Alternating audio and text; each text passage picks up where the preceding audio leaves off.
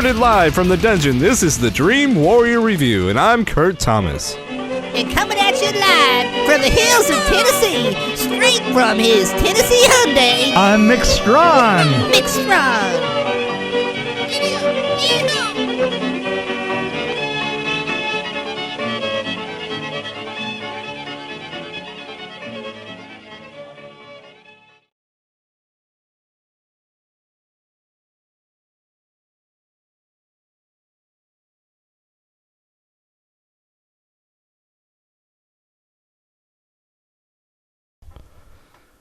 Hey, Kurt, this is an old friend of mine. Andre?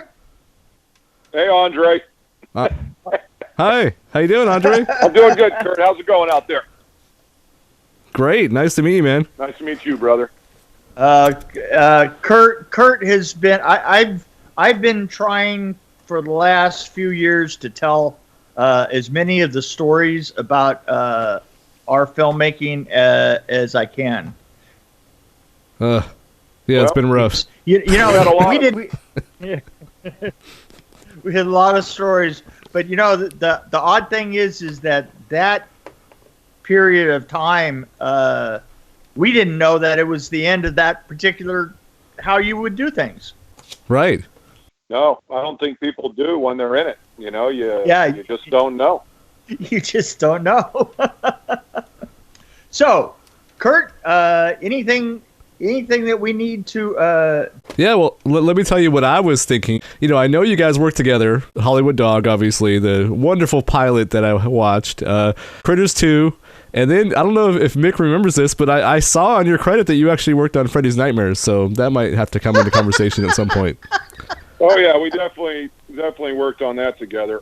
And 3 of the Nightmare on Elm Streets. We did Nightmare on Elm Street 3, 4, and 5 together also.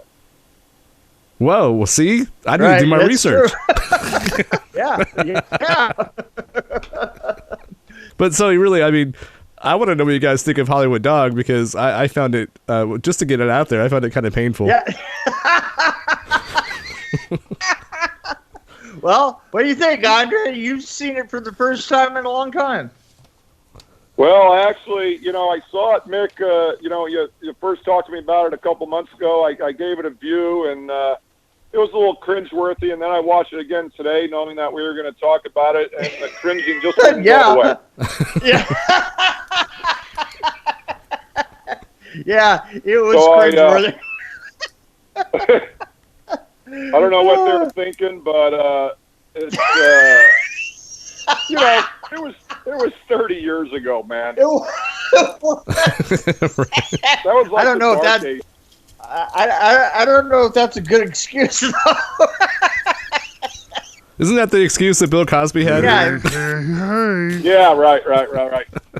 Hey, listen, it was just a job to us, you know. We didn't write the thing. Well, sure.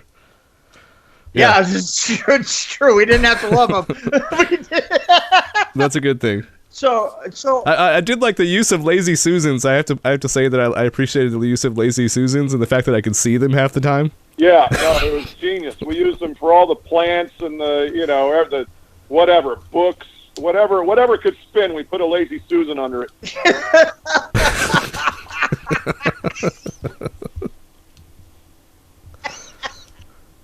So what was your role on the Hollywood Dog? You were doing special effects, right? Yeah, Mick designed it, and at that time, you know, he called me in, and I had just started basically doing effects. I'd done Freddy's Nightmares with him for a season, and then I think we had actually done one of the Nightmare on Elm Streets also, Mick, just before that, and then he got Hollywood Dog, and you're breaking up there. That. I was still young on that. But yeah, Mick was doing 2-3 jobs at a time for New Line, and this was just another one of them. So we were just on a treadmill of working. It was crazy. Yeah, we were. I worked a lot. Yeah. Did you remember that meeting? Yeah, the main production meeting. Andre? Yeah. Yeah, I'm here. Do you remember with the model and all that? Yeah. Now, why Yeah. did you crush it? Yeah. It's because the questions were coming constantly to me from all those people in the room, and I honestly figured that the only way that I was going to survive was if I just crushed the frickin' model, and it was pretty funny though. Hey man, I would just love to remember, hear I forget where it was or how it happened, but Shannon Tweed did a cameo in that, and I ran into her in the office or shooting her or something, man. And I was like, 25 years old, and I knew who, obviously Shannon Tweed was, and I was like, hello.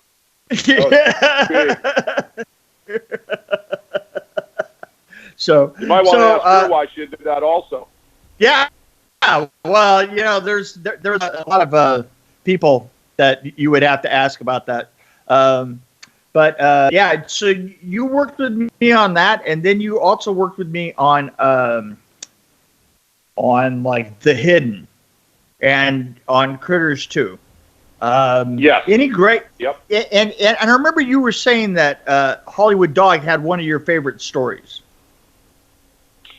Well, a couple things happened on Hollywood Dog for me. One of them was I got my SAG card because when that convertible does that U-turn in front of the Bahama Lounge Hotel. Oh, right, yeah. Yeah. When the dog is driving the character, I forget his name, the guitar player, to his hotel, and they flip that Huey. I was the passenger in the car. I was doubling that guy. Right. So I actually got my SAG card for that on that, and so that was pretty cool. And then We did a great job. So you got the stunt pay, right? Great job. Yep, got a stunt day for that, and back then, hell, that was pretty good pay. It was like probably $600, to be for a day rate. My 30 God, years ago. Yeah. But the stunt, I remember the stunt guy's name was Dennis Dangerous. Okay. And this guy we flew down the street, and he was ducked way down, so we couldn't see him. So it looked like nobody was driving the car. And then he had to flip this Huey, and we're in a convertible, and if he can't see anything, I'm telling him, I go now, and he cranks the wheel, hits the brakes or whatever he does, and we do this complete 180 in front of the hotel. We had to do it like 3 times, and I was just scared to hell that I was going to get thrown out of the vehicle, to be honest. God. I mean, I was like, what have I got myself into here? Wait, Dennis Dangerous didn't seem to be up to the task? Well, he did it 3 times. I didn't get ejected from the vehicle, so. Yeah, there you go. And then I decided, you know what? I think I'm just going to keep in the special effects world. Yeah. I'm with you on that. Because I could see how that could go horribly, horribly wrong for somebody. And, so I put an end to that world and stayed with effects. No doubt about it. There, right then. Yeah. Why does your phone keep breaking up? Is that mine, you think? I think it is. I don't think it's Skype. I'm hearing you guys pretty good. Just blame it on Skype. We're gonna we'll blame it on Skype. So we did Hollywood Dog together, and Wasn't that right? The same time as Freddy's Nightmares, or am I wrong? right at the same time as what? As what? Freddy's Nightmares, like around the same year or so. Was it? Yeah, Hollywood Dog. Yeah. Yeah, Hollywood Dog came out. I think it was shown on TV in 1990, and Freddy's Nightmares was 1988 and 1989, finishing in 1990. So, Mick, I think it was just right after the second season of Freddy's Nightmares, or maybe between the 2 seasons. Maybe after season 1, I think we did Hollywood Dog. Did you do the second season of Freddy's Nightmares? I did. Yes. I did, okay, yeah. I didn't. I didn't. I remember that. Yeah, Greg Melton did it, I believe. Yeah. he and I would switch jobs all the time in town. Right. Right. No, really, we would. We were like on the same track for some reason. No, I remember that. Yep, I remember him. Yeah. So you got the job of doing special effects right at the end of Nightmare on Elm 4. How did that happen?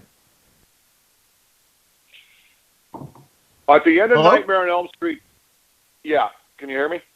Go ahead. Gotcha. If we break up again, I don't know if you're recording this, but I guess I could go to my home phone if that's possible. Hey, can we do that? Yeah. Yeah, let's do it. Let's do it because the breaking up is hard. Breaking up is hard to do. Come on, Okay. down, down, down. Come on, down. Breaking up is hard. And I'm hanging everything up. Boom. We're out.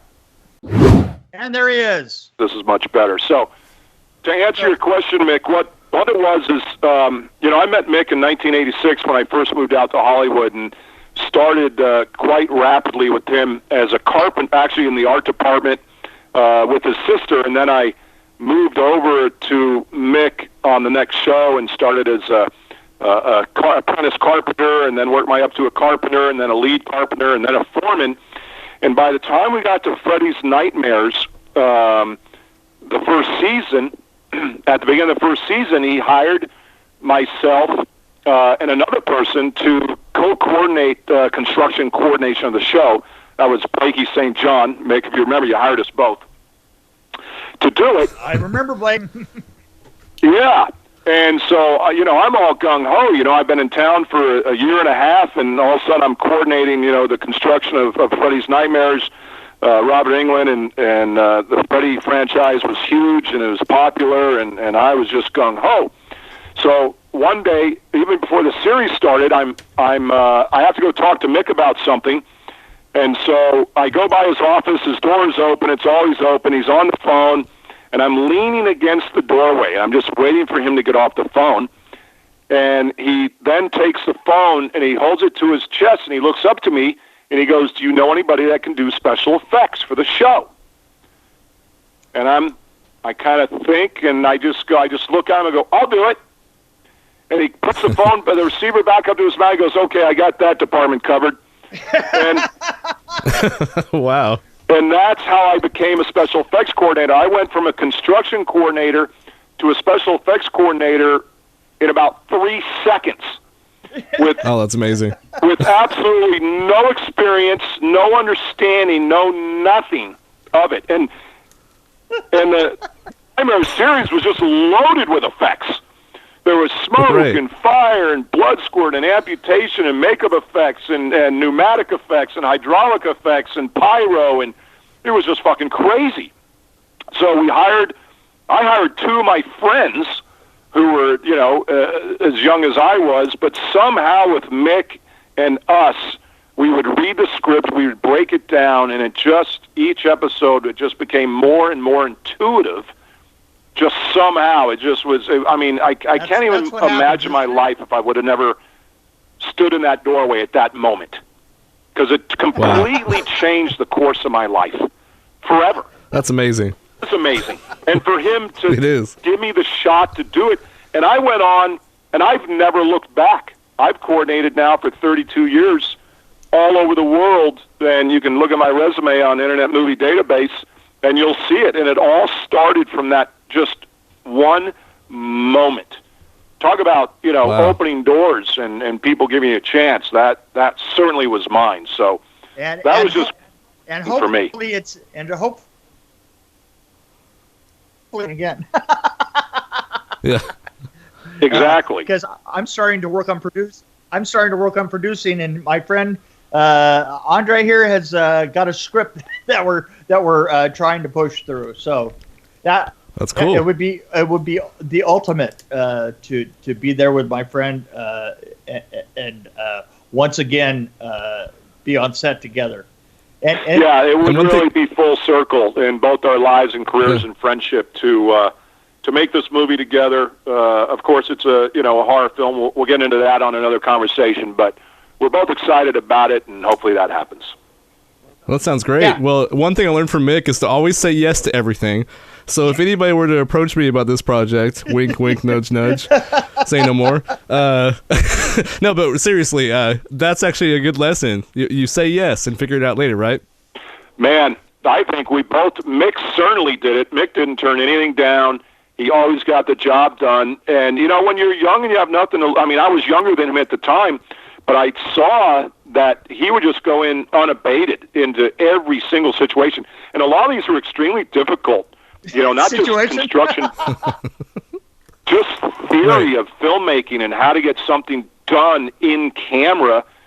And man, let me tell you, we worked some long days.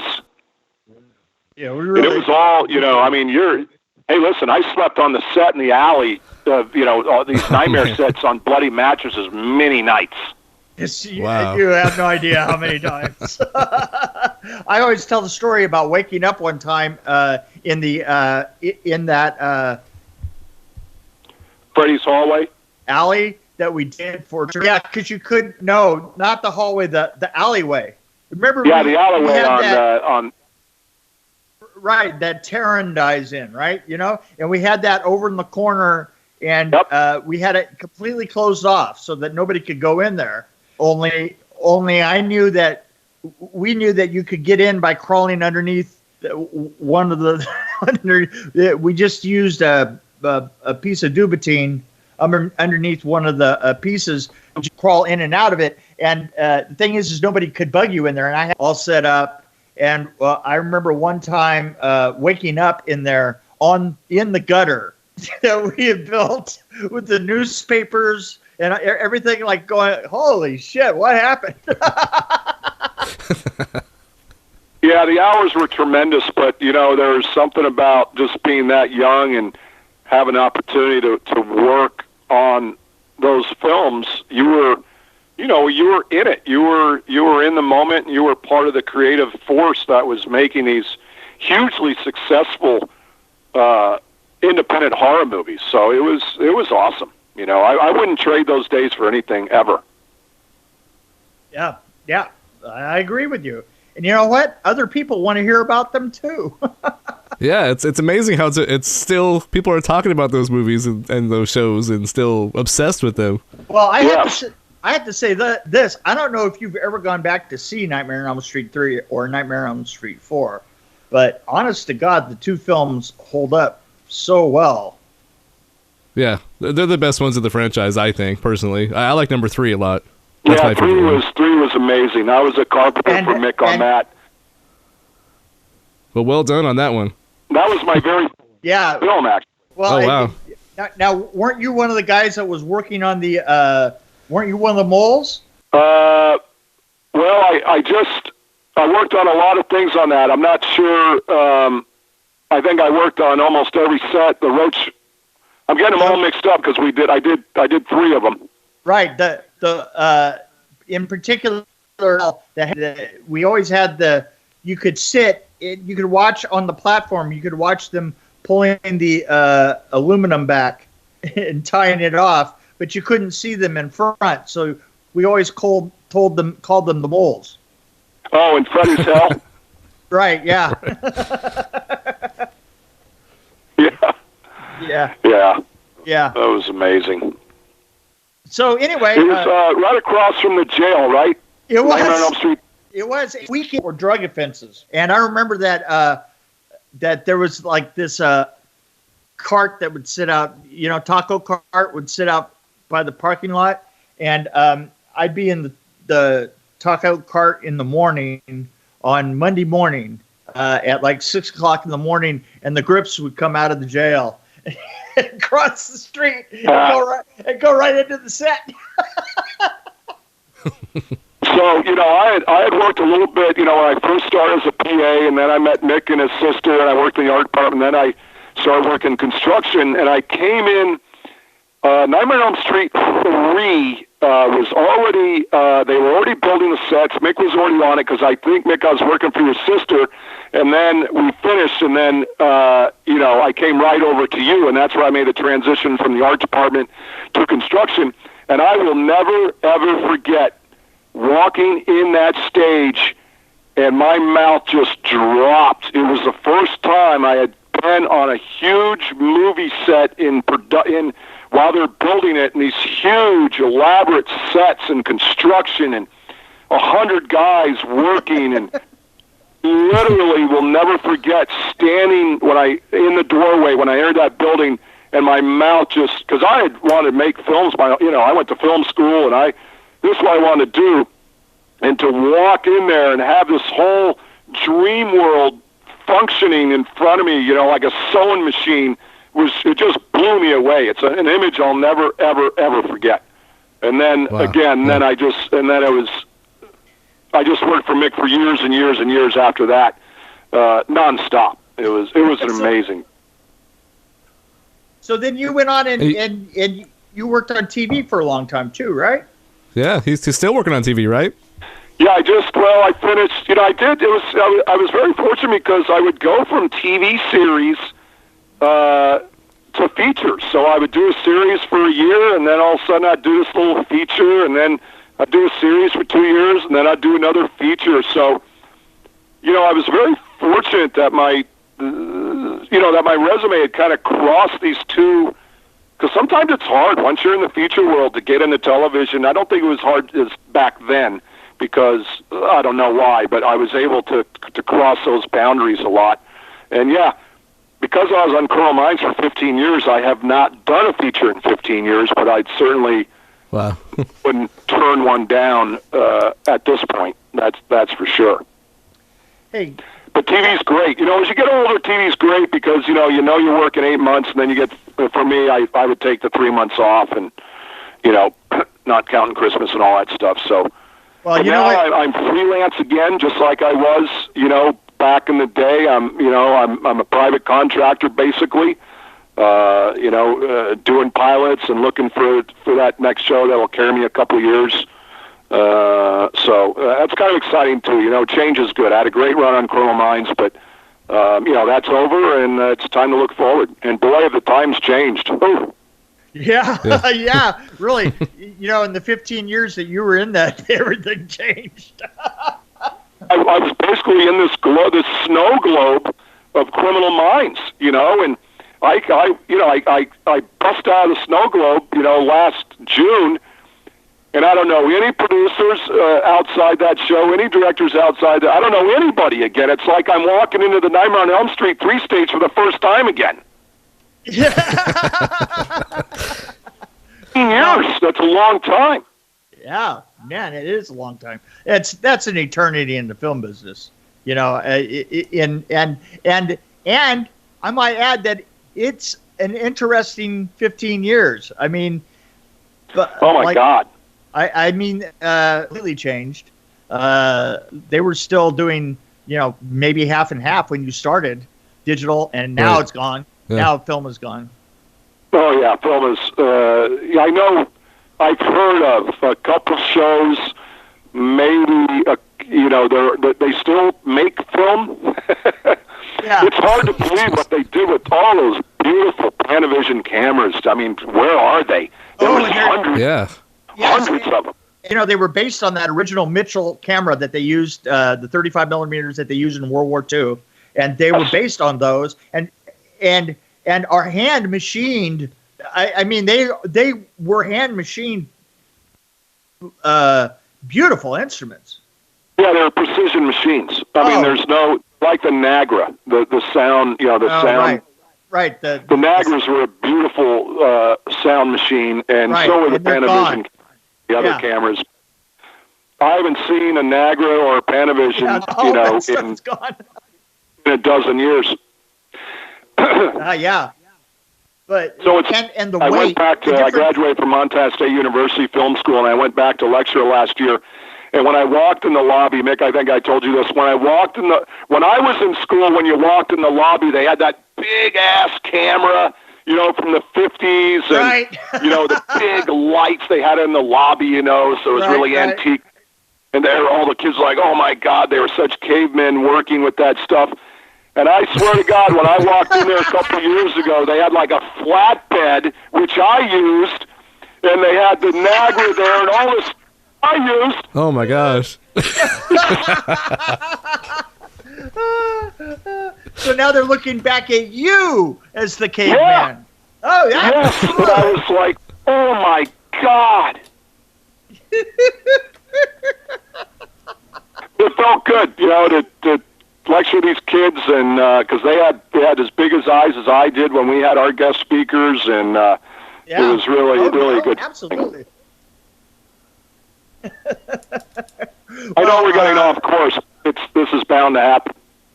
Oh yeah, no, absolutely, this is great. Absolutely, this is what we're here about. So, I remember you did come up. Now, didn't you come up and help me build Critters 2?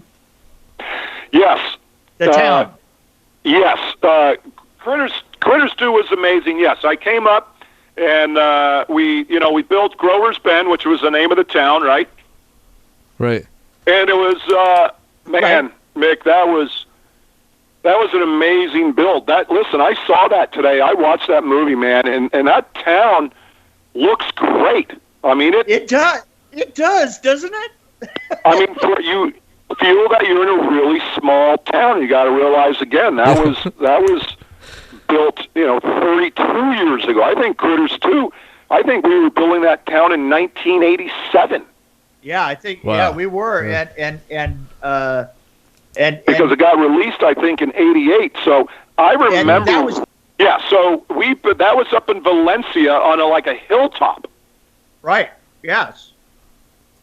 And so here's another. So now that's when I was truly a carpenter. So this is when I just moved over from working with Mick's sister CJ in the art department. Then I knew construction and some of the bigger stuff was more my style. Construction, yeah. Right. And I guess it took like 8 weeks or something to build that town, maybe 6 weeks. So I come in and for Mick and the first couple of weeks on the I'll never forget this either. First couple of weeks on the I'm still I'm still a carpenter's assistant. I'm still learning my trade. And by week 4, I moved up to a carpenter. Week 7, I'm the gang boss. Week 8, I'm the foreman. It's like Mick just kept he just coming up every couple of weeks and giving me a raise and boosting my title, and it was just so amazing. But it all just came so natural to me, and I just love leading crews and having projects like that. I'm certainly a team player, and that town it just became amazing. It was really fun to work on.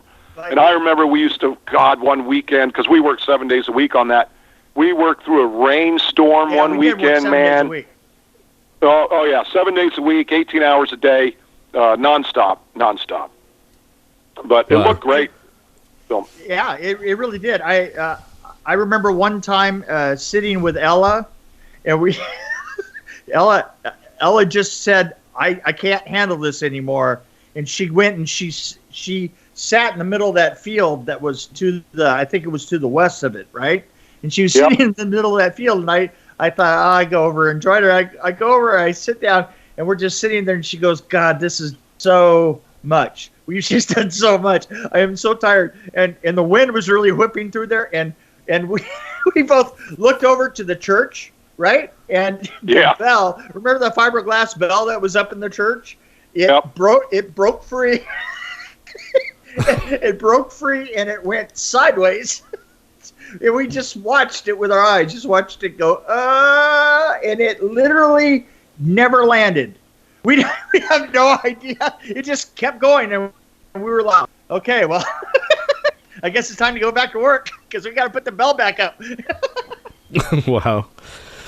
Well, I have to mention that we had Jordan Downey, who's a kind of up-and-coming director. He did Thanksgiving. Yes.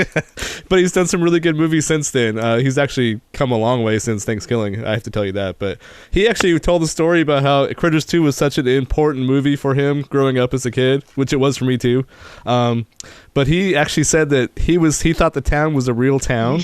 So he kept trying to research it, and he sent his dad, who was like a salesperson at the time, to try to find the town because he was going to Kansas. So you guys did a great job building the town. Well, you know why he may have thought that also, which I didn't realize till I saw the movie again today. At the end of the movie, right? They do a title and they say, "We want to thank the people of Grover's Bend for letting us." Right. This movie wouldn't be possible without the people of Grover's Bend allowing us to film here or whatever. And then they listed us. And they listed. It was a nice shot of the town. Yeah. So I can imagine why a kid would think, no, Dad, it's real. It's real. Somebody make that. My favorite story that Mick told me was how you guys built the church. Do you remember when we were putting the windows in the face of the church? And we had that huge window, and we swung it on the on that really old scissors lift. The condor, right? And we were swinging that window, and I remember, and I remember that I don't know if it was you and me. I can never tell who it was, but that condor had a really bad lash in it, right? Yeah. And with the lash, we approached it, and it just kept on going, and it set the window. We set the window, and then splashed through it and landed in the middle of the church. We used to get some really high winds out there, and I remember once. It was probably 70-mile-an-hour winds, and all the fake brick, it came in 4x8 sheets of a fiberglass brick that we put on the side of that one building, which was huge, and it all blew off. It got skinned like a fish. It just peeled right off, and we never saw it again, just like the bell. And we had to order all this new brick and put it all up again. Wow. There was just a skeleton of a building there, literally. Yeah. Because we just put it in with staple guns, pneumatic staple guns. Right. Well, they would shoot. They would shoot at the rat in the morning, and it would run along the top of the building had a brick wall in it, and then there was wood on top of the brick, right? And the brick wall was at about 4 feet, and you motherfuckers, my desk was like over in the corner, right? And I would be sitting at my desk in the morning, and these motherfuckers would start shooting at the rat. We'd be shooting nails down. You shoot nails at the rat. The rat was towards me. And finally, one time, I just had a hammer on my desk, and I just picked the hammer up, and I reached back, and I smashed the rat. I said, "There, you guys, stop freaking shooting at me!" Yeah. It was fun. I got to tell you, it was really fun to look at the credits today. I couldn't slow them down enough on the screen, so I went to IMDb and I looked up the credits on Critters 2, and just to go over all the names of all the guys and people that worked, with us, Mick, and the carpenters and the painters and everybody that built that town. I hadn't seen some of those names in 30 years. Some of the guys. I had seen since then, but it was so long ago I hadn't realized I worked with them. So I can't wait to see him again and say, "Hey, man, we worked together 33 years ago on Critters 2." So that'll be kind of fun. But it was fun to see those names again because we were so close and so tight and so energetic to work on that movie and it was cool to actually see that again today and look at the credits. Right. Great. Okay, well, you think this has been long enough, my friend? Yeah, I think so. I think I appreciate you taking the time to talk to us, and I'm just here to enjoy the stories and listen to you guys. So I found it very inspiring myself because I grew up loving those movies that you're talking about. So Andre, it's so good to just talk about history. Yeah, always a pleasure, Mick. We have we could just go on for days, and hopefully we will. Hopefully we can talk more about other things we've done together in the future and just continue this kind of dialogue. Could be fun. We'll do it, buddy. Okay, man, thanks a lot, and that's enough for this time. And thanks once again for coming by. Yeah, thanks a lot. Thank you, guys. Okay. All right, man, have a good one. Bye. Okay, bye-bye.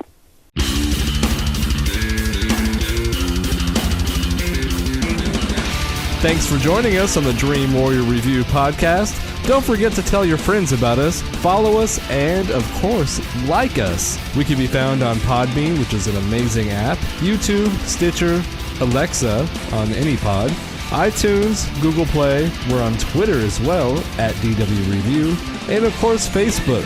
You can find us there. You can also email us at dreamwarriorreview@gmail.com.